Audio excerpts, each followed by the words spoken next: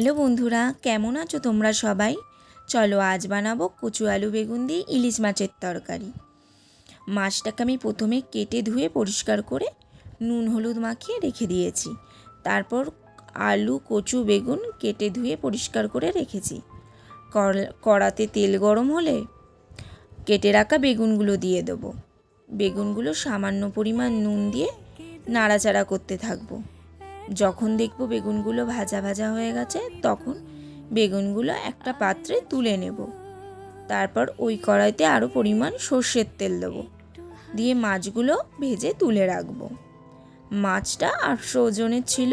আমি আগের দিন কয়েক পিস রান্না করেছিলাম সর্ষে বাটা দিয়ে, তাই আজ ভাবলাম কচু আলু বেগুন দিয়ে রান্না করি আর রেসিপিটাও তোমাদের শেয়ার করি। মাছগুলো সব ভাজা হয়ে গেছে, আমি একটা পাত্রে তুলে নিয়েছি। এবার ওই তেলেতেই আমি কালো জিরে আর কাঁচা লঙ্কা ফোড়ন দেব। ফোড়ন যখন ফুটে উঠবে তখন আমি আগে থেকে কেটে ধুয়ে পরিষ্কার করে রাখা কচু আর আলুগুলো দিয়ে দেবো। কচু আর আলু ভালো করে ভাজতে থাকবো। যখন কচু আলু ভালো করে ভাজা হয়ে যাবে তখন যে মশলা আমরা রোজ ব্যবহার করি, হলুদ গুঁড়ো, লঙ্কা গুঁড়ো, জিরে গুঁড়ো সব পরিমাণ মতো দিয়ে নেব। দিয়ে নাড়াচাড়া করতে থাকবো। আমি অল্প পরিমাণ মাঝে মাঝে জল দিয়েছি, না হলে মশলা পুড়ে যাবে। তাই জন্য আমি অল্প পরিমাণ জল দিয়ে মশলাটা কষাতে থাকবো। তারপর এর মধ্যে পরিমাণ মতো নুনও দিয়ে দেবো। মশলাটা যখন কষানো হয়ে যাবে, দেখবো তেল ছেড়ে এসেছে, তখন এর মধ্যে আমি পরিমাণ মতো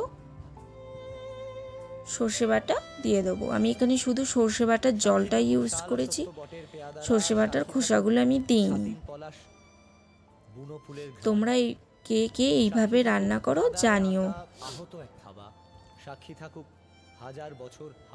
যখন ফুটে উঠবে তখন এর মধ্যে আগে থেকে ভেজে রাখা ইলিশ মাছ আর বেগুনগুলো দিয়ে দেবো।